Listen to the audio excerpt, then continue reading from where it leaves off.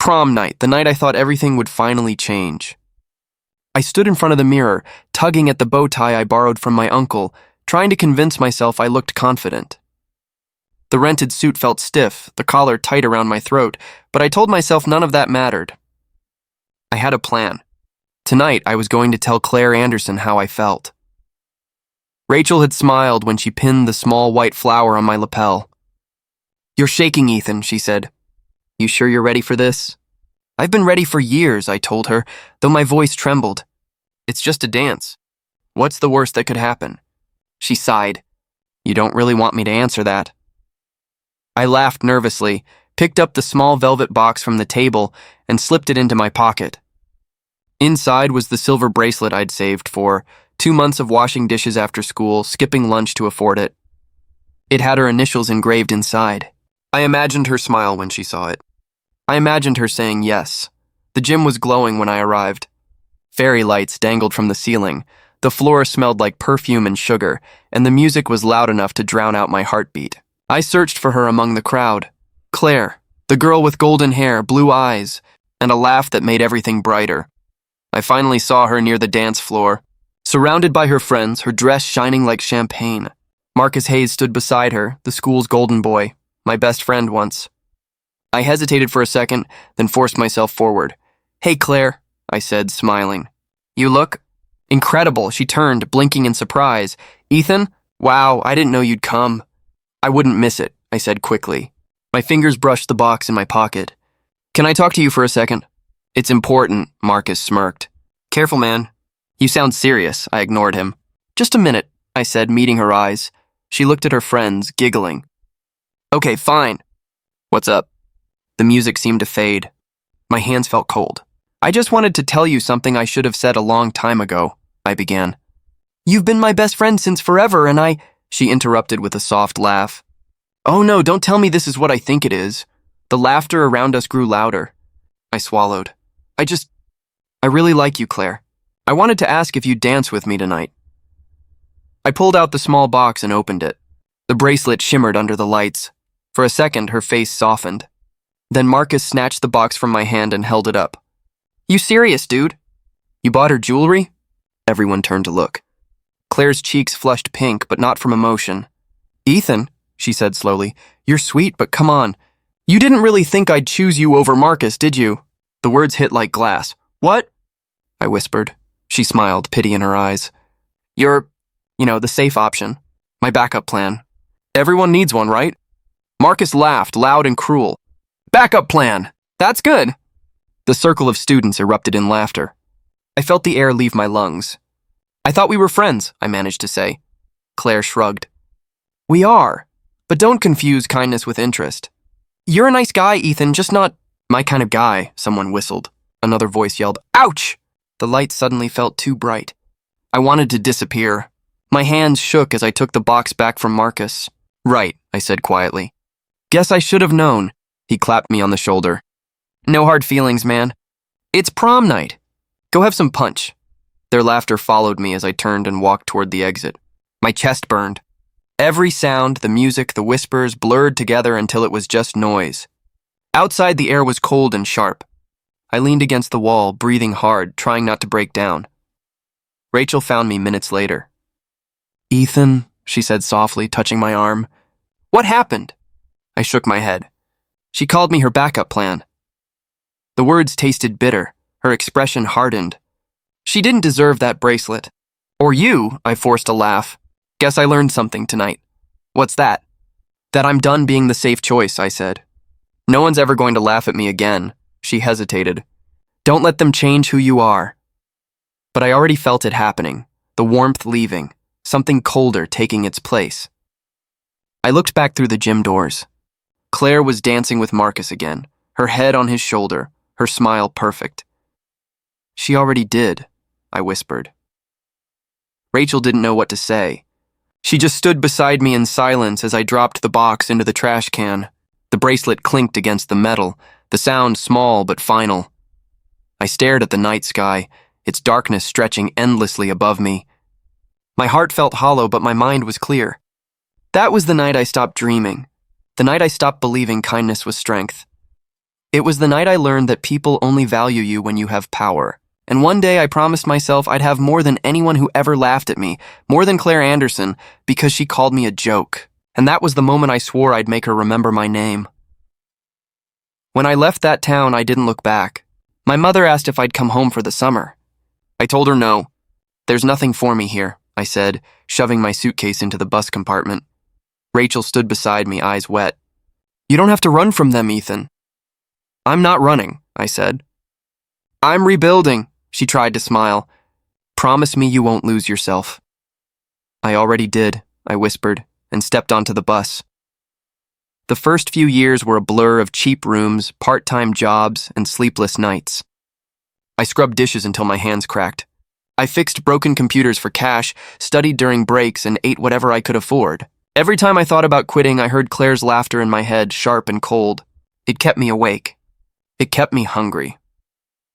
One night, during my sophomore year, my roommate Eric looked over from his laptop. You ever take a break? Breaks are for people who already made it, I said. He chuckled. You sound like a man chasing ghosts. Maybe I am. By the time I graduated, I'd built a small coding service, just me and 2 friends, designing websites for local businesses. It wasn't much, but it was mine. Eric called it Eclipse because, as he put it, you're trying to outshine the people who dimmed you. He wasn't wrong. Years blurred into one another. Failures, small wins, sleepless nights. Every investor who said no only pushed me harder. Every rejection reminded me of that night in the gym, of how it felt to be laughed at. By 26, Eclipse Dynamics wasn't a dream anymore. It was real, an emerging name in tech built from blood, coffee, and stubbornness. I had a corner office, a view of the skyline, and people who looked to me for direction. I had control, the kind I used to crave. One Friday evening, Olivia, my legal advisor, knocked on my door. We got a merger request, she said, holding a folder. Small luxury firm. Struggling financially but has old money connections. I leaned back. Name? She hesitated, flipping the folder open. Anderson Enterprises. The name hit like a slap. For a second, I thought I misheard. Say that again. Anderson Enterprises, she repeated. Family-run company. The CEO's daughter just joined the board last year. Claire. Her name pulsed in my head like a heartbeat I'd buried. I laughed softly. What's the offer? They want a buyout. Their numbers are falling apart. But the brand reputation could help us enter the luxury tech accessory market. I stared at the logo. Gold letters printed neatly across the page. Anderson. It was almost poetic. Olivia frowned. You okay? You look like you've seen a ghost. Something like that, I said. Tell them I'll review it personally, she arched a brow. Personally? You never do that. I'll make an exception. When she left, I closed my eyes and leaned forward, elbows on the desk. The room was silent except for the faint hum of the city below. My reflection in the glass looked nothing like the boy from that night. No cheap suit, no trembling voice. My hair was sharper, my jaw firmer, my expression unreadable. Backup plan, I whispered to the empty room. The words no longer hurt, they steadied me. That weekend, I called Rachel for the first time in years. Ethan? She said, half laughing. I thought you vanished. I did, I said quietly. But I'm back, she hesitated. You sound different. Maybe I am. What happened? Fate, I said. And karma. Be careful, she murmured. Revenge doesn't fix the past. I'm not looking to fix it, I said. Just to finish it, she sighed. Still stubborn, still me. After the call, I looked at the contract again. Anderson Enterprises, crippled, desperate, reaching out to me for help. The irony made me smile. I thought of Claire's face that night, the pity in her eyes. I remembered every laugh, every whisper. All the pain I turned into fuel. Now fate had handed me the match. Olivia texted later. Meeting confirmed for next month. You'll meet their representative in person. I stared at the message for a long time before replying. Good. Make sure it's her. My reflection in the window smiled back at me. Calm, cold, and patient. I'd buried Ethan Miller, the boy who once begged for love. Now I was the man she'd have to beg for mercy. When the elevator doors opened, the first thing I felt was silence, the kind that follows shock. Every eye in the Anderson headquarters turned toward me as I stepped onto the marble floor. My reflection shimmered in the glass walls, but I barely recognized the man staring back. The name tag on my chest read, Ethan Miller, Chief Executive Officer, Eclipse Dynamics. The receptionist stuttered, Mr. Miller, welcome. The board is waiting upstairs. Thank you, I said calmly. My voice didn't tremble. Not anymore. Olivia walked beside me, tablet in hand. You ready for this? I've been ready for years, I said. We entered the boardroom. Polished table, nervous smiles. The entire Anderson executive team lined up, their expressions blending professionalism with desperation. They needed saving, and I was the man sent to do it. Mr. Miller, one of the directors began, we're grateful Eclipse agreed to oversee the merger. We've admired your work for years. I nodded slightly. Let's keep the flattery short. We have a lot to fix. And then I heard it. A voice I hadn't heard in almost a decade, light, smooth, and unforgettable. Good morning, everyone. Claire Anderson walked in. My breath caught for half a second. The golden hair was shorter now, her eyes sharper, her confidence quieter. But it was her. She stopped mid-step when she saw me. The color drained from her face. Mr. Miller, she said, the words trembling. You're the CEO? I smiled faintly. In the flesh. Her lips parted as if to say something, but she quickly forced a polite smile. Welcome to Anderson Enterprises. I'm Claire Anderson, Vice President of Marketing. I know who you are, I said evenly. Let's keep things professional, Miss Anderson. The room stiffened. Olivia began the presentation, but my focus barely touched the slides. I watched Claire from the corner of my eye. Her hands fidgeted when she thought no one was looking. Her smile flickered under pressure. She was trying to act composed, but I could see the tremor under the surface. After the meeting, she caught up with me near the glass hallway. Ethan, Mr. Miller, she corrected quickly. I didn't realize Eclipse's CEO was... You? Surprised? I asked. A little, she admitted, her laugh nervous. You've... changed. People do that, I said. She hesitated. You didn't stay in touch after graduation. There wasn't much to say, I replied. You made your choice. Her eyes flickered, but she recovered. High school feels like a lifetime ago, doesn't it? For some of us, I said. She folded her arms. Well, I'm glad to see you're doing well. Really, I'm sure you are. The air thickened between us. She shifted awkwardly, then smiled again. Too wide, too rehearsed. I hope this partnership works smoothly. It will, I said, as long as everyone remembers who's in charge. Her gaze hardened slightly, the businesswoman re-emerging. Of course, you'll find I'm not easily intimidated. Good, I said. You'll need that. I walked away before she could answer. My pulse hammered under my calm exterior, but I didn't let it show. For years, I'd imagined this moment, the first look of recognition, the hesitation in her voice. It didn't feel like triumph yet. It felt like control. Back in my office, Olivia raised an eyebrow. That went well. Mostly. Mostly, I repeated. She looked like she'd seen a ghost, Olivia said, smirking. She did, I said quietly. But I'm not the ghost. I'm the storm that comes after. Olivia gave me a look. Whatever history you two have, don't let it mess with the deal. I won't, I said. This isn't personal, she snorted. Liar. When she left, I sat behind the desk and stared at the city skyline. My reflection in the window stared back, composed, unreadable. But inside, the boy who once stood under gym lights, humiliated and broken, stirred. I remembered her laughter, the word backup, the way my name had sounded like a punchline. Now, she said it like a question, like something she didn't understand anymore. Mr. Miller, I whispered, testing the sound. It tasted like victory. The next morning, she knocked on my office door. Do you have a moment? I gestured to the chair. Go ahead. She sat crossing her legs. I wanted to apologize for earlier. I didn't mean to sound shocked. It's fine, I said. I suppose I was a little unexpected. She smiled carefully. I guess I underestimated you. Most people do, I said. Her eyes searched mine. You always were smart.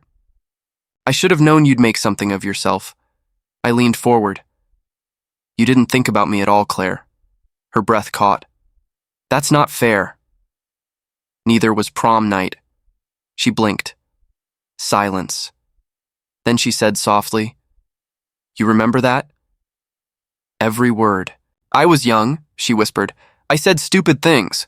I smiled. We all did. She exhaled, shoulders dropping. Then maybe we can start over? I tilted my head. Professional clean slate? Exactly. I stood, extending my hand.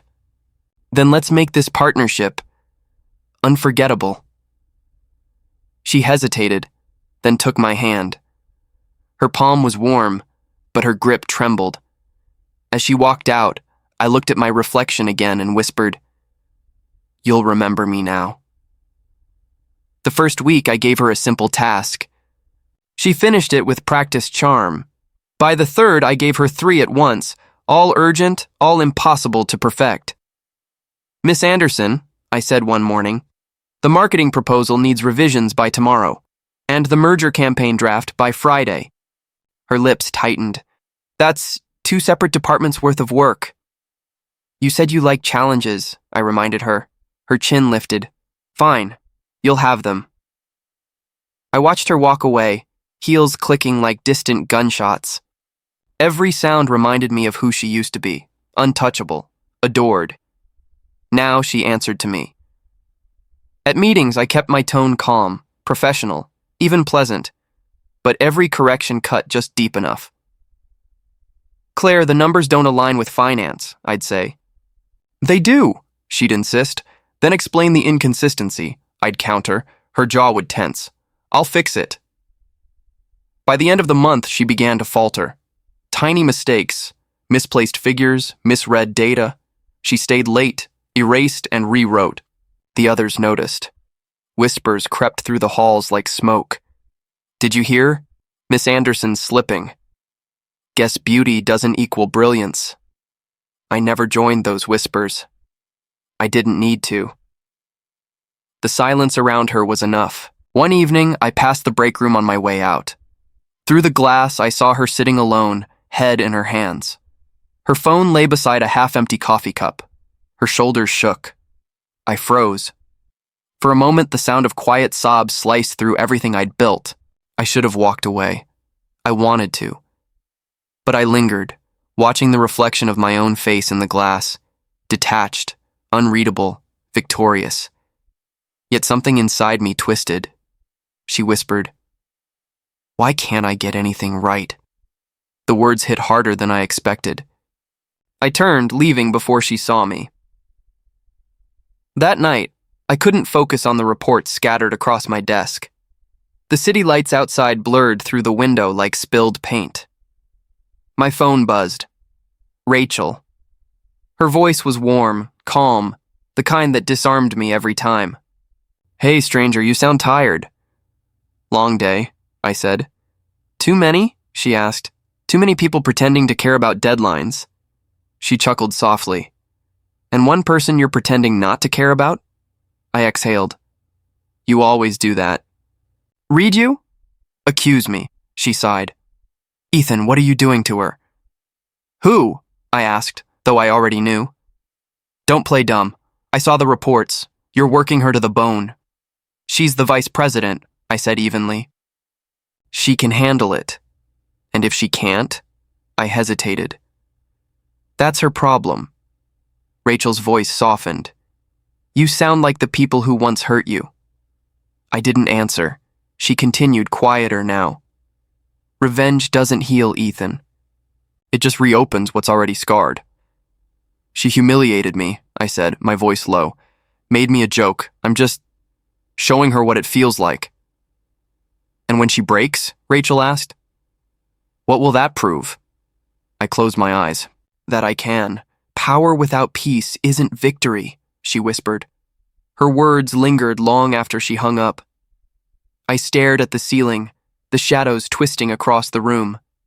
The city hummed beneath me, alive, indifferent, shining too bright for the sleepless. Was this what winning felt like? The hollow rush after years of hunger? I thought of her again, the girl who once laughed as I stood humiliated in that gym, now sitting in a break room, fighting tears she didn't want anyone to see. I told myself it wasn't guilt. It was justice, but the truth, it burned like guilt. The next morning, she entered my office, eyes red but determined.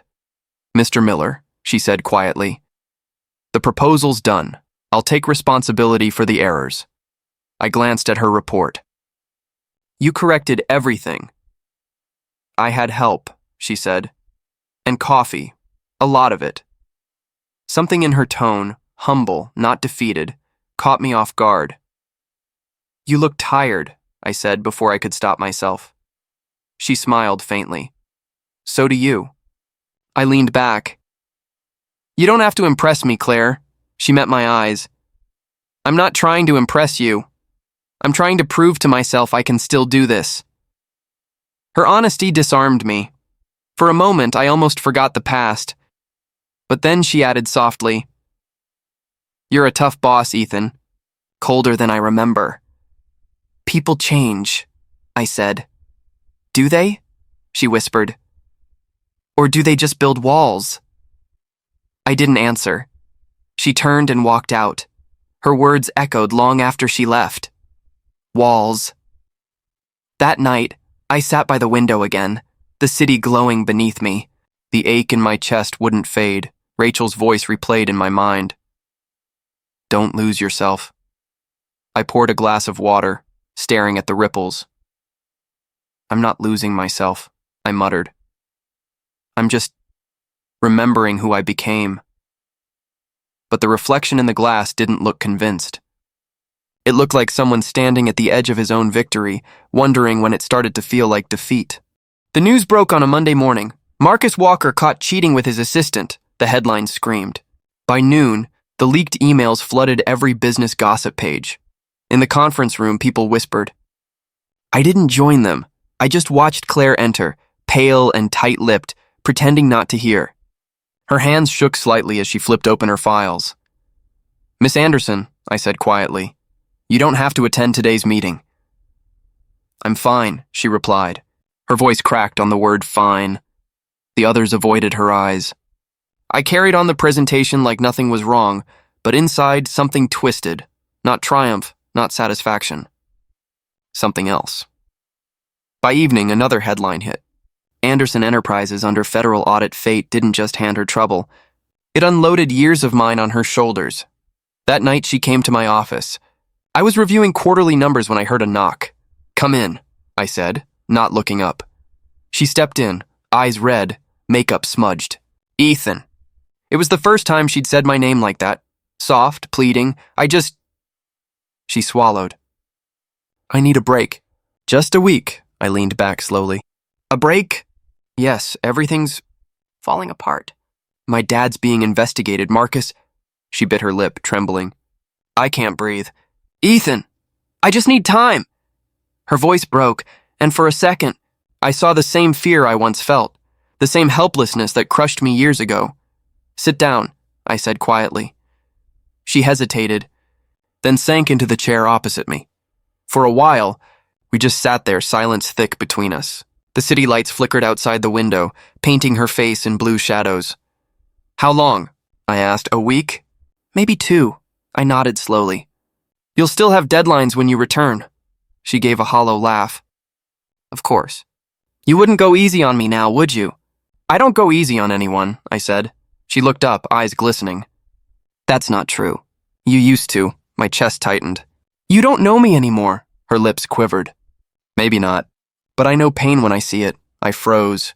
She leaned forward. "You're not doing this because you hate me. You're doing it because you don't know what else to do with what you feel." I clenched my jaw. "You think you understand me?"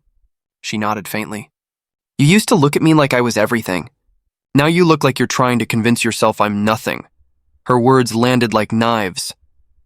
Claire, I said evenly, you're projecting. She gave a broken laugh. Maybe, but if this is karma, it's cruelly fair, isn't it? I didn't respond. She stood, her body trembling. Marcus ruined our engagement. My father's company is crumbling. And you, the one person I thought I'd never have to face again, you're sitting here watching me burn. That's not true, I said quietly. Then what is true? She asked, tears finally spilling. Are you happy now? I wanted to lie, to say yes, to pretend this was victory. But my throat tightened. No, I said finally.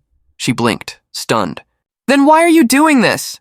I looked at her, at the woman who once laughed while I shattered, and saw something terrifying. She wasn't that girl anymore. She was just broken. Because, I whispered, I thought it would make me feel whole again. Her eyes softened, confusion and pity mixing like poison. And does it? I exhaled. No, it doesn't.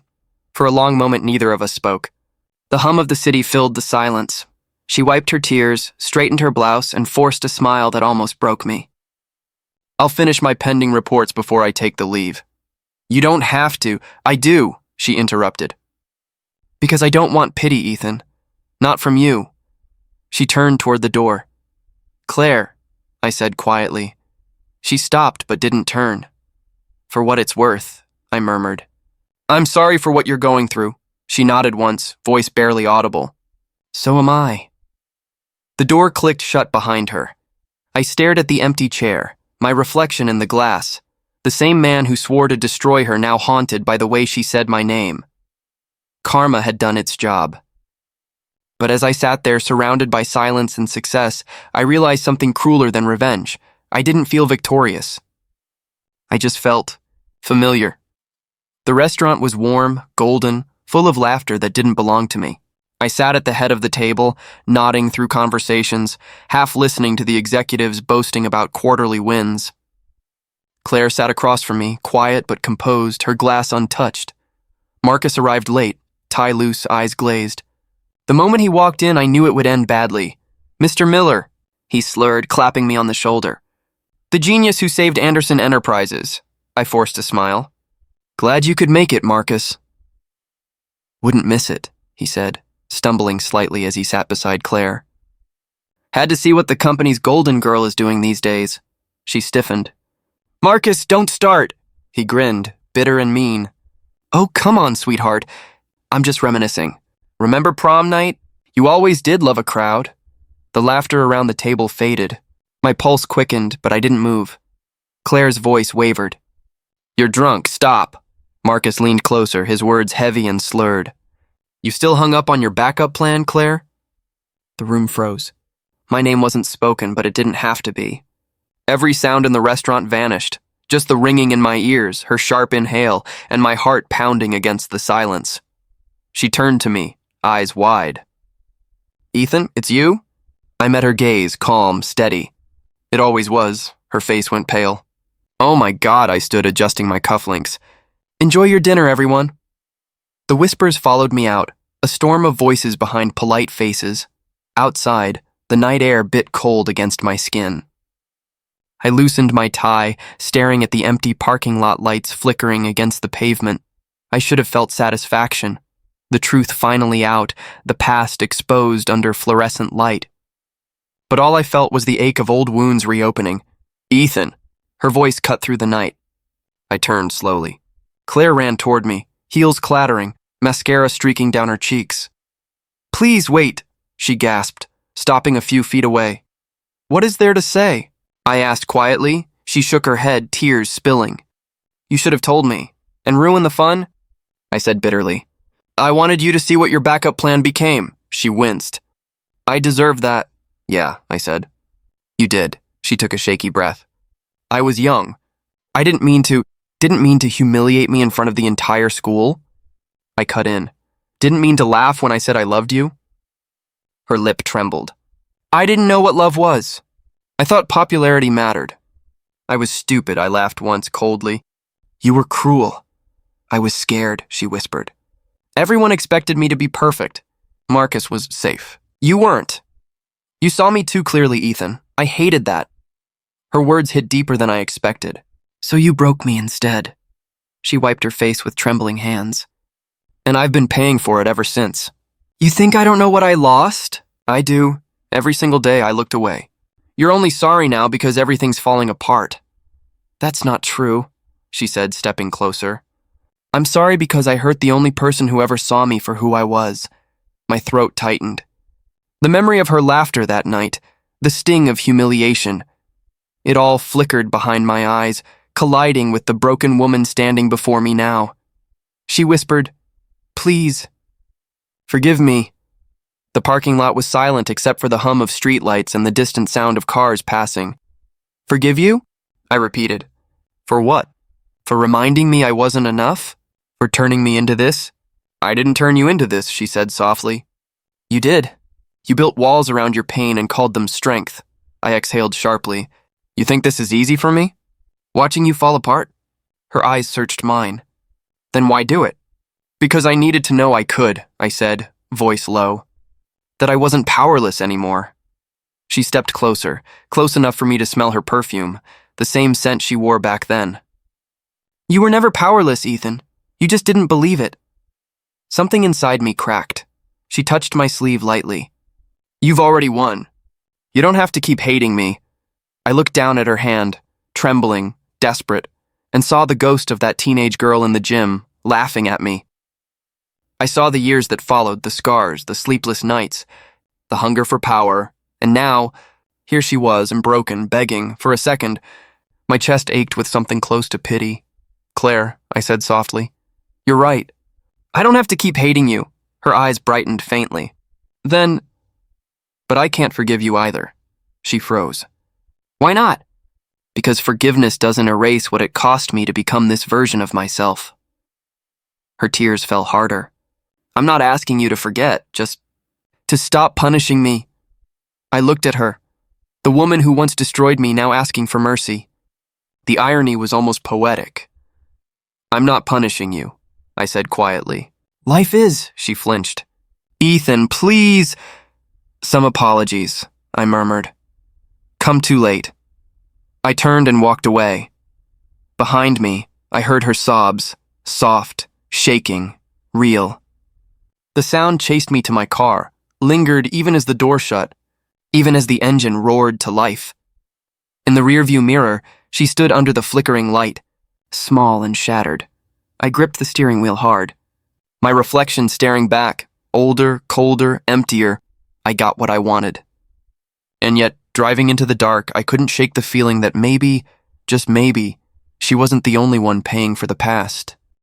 The morning the news broke, I was already in the office, coffee untouched, eyes fixed on the live broadcast.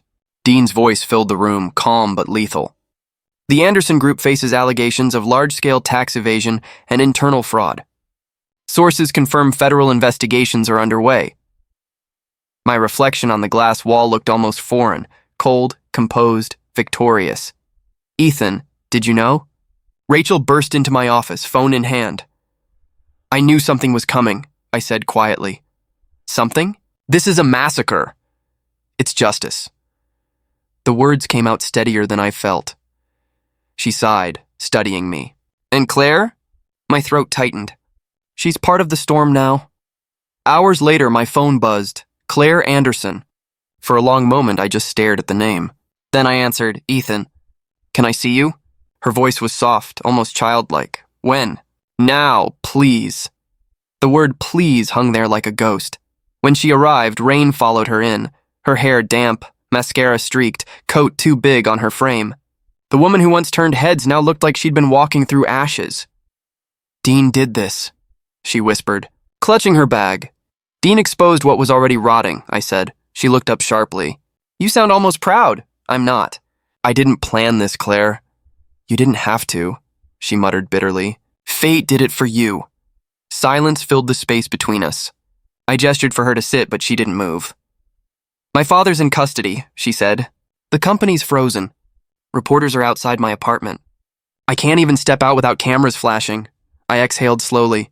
I told you once, karma is patient. Her eyes narrowed. So this is what you wanted? To see me like this? Broken? I shook my head. No, Claire. I wanted peace. This chaos, I gestured vaguely toward the screen, was never part of my plan. You call it chaos. I call it punishment. For what? I asked. Prom night? The years you ignored me? The way you made me feel disposable? Her lips trembled. You think I don't regret it? Regret doesn't erase consequences. She sank into the chair finally, her voice barely a whisper. You were right, Ethan. I was cruel. But I never thought life would hit me this hard. Life doesn't hit, it reflects, I said quietly. We build mirrors with our choices. Her laugh cracked halfway. You sound like one of your leadership seminars. I suppose pain teaches faster than textbooks. For a moment, her eyes softened. You've changed. So have you, I replied. She nodded weakly. You know what's ironic? I used to pity you. Now I envy your calm. I had years to learn it. Her hands tightened around her bag. You won, Ethan. My family's name is in ruins. My father's behind bars. I've lost everything. I leaned back, the ache in my chest spreading slowly. This isn't winning, Claire. This is surviving. She looked at me then, really looked. And that's enough for you? It has to be. She stood abruptly. You could have stopped it. Could I? Yes, she said fiercely. You have influence, connections. You could have warned us. Warned you? I repeated. About crimes your company committed? About lies your father built his empire on? She flinched. You think I knew? I think you chose not to see. Her silence was the closest thing to confession. Ethan, she whispered after a moment. You talk about peace, but you look haunted. Maybe peace isn't freedom from ghosts, I said. Maybe it's learning to live with them. Her eyes shimmered. Do you still hate me? I hesitated. No, hate burns out eventually. She let out a shaky breath. Then what do you feel? Sadness, I said honestly. For what we were. For what we became. Rain tapped against the window, soft but relentless. She turned toward it, her reflection pale against the glass. I used to think my world was unbreakable, she said. Turns out it was just glass. And I used to think revenge would heal me, I admitted. Turns out it only emptied me further. She faced me again, eyes hollow but searching.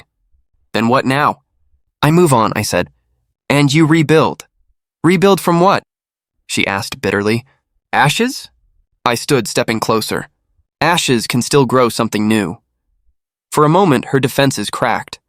You're still the same person who wanted to save me back then. No, I said softly. That person died the night you called me your backup plan. She closed her eyes, tears spilling freely now. Then who are you? Someone who finally learned to let go. She reached out, her hand trembling, but I stepped back. Goodbye, Claire. Her lips parted, but no words came. She turned slowly, walking toward the door. Her heels echoed across the floor, each step fainter than the last, until the door clicked shut. For a long while, I stood there, staring at the empty space she left behind. The rain outside blurred the city lights, and somewhere deep inside I realized this wasn't victory, it was release. I whispered into the quiet, No, Claire. I didn't get what I wanted. I got what I deserved. Peace. And for the first time in years, the word peace didn't sound hollow. The rain hasn't stopped all morning. It slides down the cafe window like the city's own sigh, blurring everything outside into a quiet watercolor. I stir my coffee slowly, watching the swirl fade into stillness. Rachel leans back in her chair, arms folded, eyes on me. You've been staring at that cup for 10 minutes, she says. I'm thinking, I murmur. That's what you said the last time, she teases gently. Except then you were planning a takeover. This time feels different. It is. She studies me for a moment. You seem lighter. Peace looks strange on you, I smile faintly. Guess I'm not used to it yet. The cafe is warm, filled with low chatter and the clink of spoons. Outside, umbrellas drift by like quiet thoughts. It's strange, how the world keeps moving no matter who falls or rises. Rachel leans forward, voice soft. Do you regret it, Ethan? I look out the window again, rain streaking down the glass. Regret? I echo, she nods. Everything. The revenge. The silence. The years you spent carrying all that anger. I let her question hang there, feeling the weight of it settle between us. I used to think revenge was justice, I say slowly, that making her feel small would make me feel whole. And? It didn't. Rachel's gaze softens. Then what did? I take a sip of coffee, bitter and grounding. Letting go, she smiles faintly. You always had a dramatic way of healing. Maybe it needed to be dramatic, I say. I lived in extremes for too long. Love or hate. Victory or defeat. I never understood there could be peace in the middle. Rachel tilts her head. You saw her again? No, I reply quietly. But I heard she left the city. Started over somewhere smaller. That's good, she says. Maybe she needed to escape the shadow of her family. Maybe we both did. For a moment, the rain fills the silence, soft and rhythmic. Do you still think about her? Rachel asks gently. Sometimes, I admit. Not out of bitterness. Just curiosity. How she's doing. Whether she found her peace, Rachel smiles knowingly. You always had a soft spot for lost causes. I was one, I say, and she laughs under her breath. Her laughter fades, replaced by something tender. You know, I was scared for you. When you started all this, you looked like a man walking toward fire with a smile. I was, I say honestly, but I needed to see it burn before I could step away. And now? Now, I exhale. I'm watching the smoke fade. Rachel's eyes meet mine. That's poetic. It's honest. She leans closer, resting her chin on her hand. You think revenge ever truly ends? I think about Claire, her trembling hands, the crack in her voice, the way she whispered, "You got what you wanted." It doesn't end, I say finally. It transforms, becomes something else. Understanding maybe. Acceptance. Rachel nods thoughtfully. So understanding instead of forgiveness? Exactly. Forgiveness is letting someone else off the hook. Understanding is letting yourself off. Her lips curl into a small, approving smile. That sounds like peace talking. I glance out the window again. The rain is thinning, sunlight peeking through the gray. Maybe peace isn't something you find, I say. Maybe it's something you stop fighting. We sit there for a while, not talking, not needing to. The silence between us doesn't feel empty anymore. It feels earned. After a moment, she says softly, You know, I liked the old you too. The stubborn, angry one, I grin. He was exhausting. Maybe, she says. But he got you here. I look at her, realizing how much she's been the quiet constant through it all. Thank you, Rachel. For staying, she shrugs lightly. Someone had to make sure you didn't drown in your own philosophy. I almost did, I admit. Yeah, she says, smiling. But you learned to swim. The barista passes by with a fresh pot, and the scent of roasted beans fills the air. I close my eyes for a moment, letting the warmth soak in. When I open them again, the rain has stopped. The street glistens, the world freshly washed. Rachel stands, grabbing her coat. Ready? In a minute, I say, finishing the last of my coffee. She pauses, looking back. You sure you're okay? For the first time in a long time, I reply. Yeah. She smiles, and something about that smile feels like closure. As I step outside, the air is cool, clean. The storm has passed, leaving nothing but quiet, and in that quiet, I finally understand. Revenge wasn't my victory. Healing was. It arrived on a Wednesday, plain envelope, no return address, just my name in shaky handwriting. For a long time, I didn't open it. It sat on my desk while I finished meetings, answered calls, pretended it didn't exist. But eventually, curiosity won. Inside was a single sheet of paper. The handwriting was familiar, careful, once elegant, now uneven. Ethan, I don't know if you'll ever read this. Maybe you've already forgotten me. Maybe you should have. I'm writing from Willowbrook Rehabilitation Center. The doctors say writing helps rebuild what guilt destroys. I think they're right. I don't want forgiveness. I just want you to know I finally understand what I did to you. I used to laugh at people who talked about karma. Now I live with it. Every morning I face what I became. Every night I try to unlearn it. You didn't deserve what I did. No one does. But seeing what you made of yourself, what you built out of the ruins I left, reminds me that maybe pain can make something beautiful, even when it starts ugly. If this reaches you, please don't hate me anymore. Hate keeps you standing in the fire. I hope you found peace. Claire, my fingers lingered on the paper. Her words bled honesty, raw, unpolished, different from the rehearsed confidence she used to wear like perfume. Rachel's voice echoed in my memory. Forgiveness doesn't heal the past. It heals you, but did I need to forgive her? I read the letter again, slower this time. Each line felt like a shadow of the girl I'd once known, the one who laughed under the gym lights, who turned my hope into humiliation. Yet now she sounded small, human. The world outside was quiet. The rain had started again, tapping softly against the window like a heartbeat. I set the letter down, tracing the edge with my thumb. Rehabilitation, I whispered to no one. She's trying. The thought surprised me. It didn't hurt anymore, it just existed. When I stood, the decision felt natural. I reached for the lighter on my desk, the same one I'd used countless late nights during long rebuilds and quiet victories. I flicked it once. Flame bloomed. The paper curled almost instantly, ink bleeding into black. Her words vanished in moments, turning to smoke. Forgiveness doesn't always need witnesses. Sometimes it's just you, the silence, and the choice to stop carrying what burned you. The last piece of ash floated upward before falling into the tray. I watched until it stopped glowing. I didn't feel triumphant. I didn't feel vengeful. I just felt... Still, for the first time, her name didn't sting. It simply belonged to another chapter, closed, written, and shelved. The window was open slightly. The air carried a faint chill. I walked over, letting the wind sweep through the room, taking the faint smell of smoke with it. Below, the city pulsed like a living thing, cars moving, people laughing, life continuing. Somewhere out there, Claire was trying to start again. And for once, I hoped she did. I whispered, "Be free," though no one could hear. Then I folded the lighter shut and placed it in the drawer.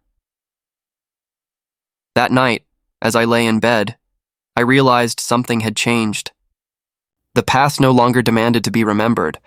It could rest, and so could I.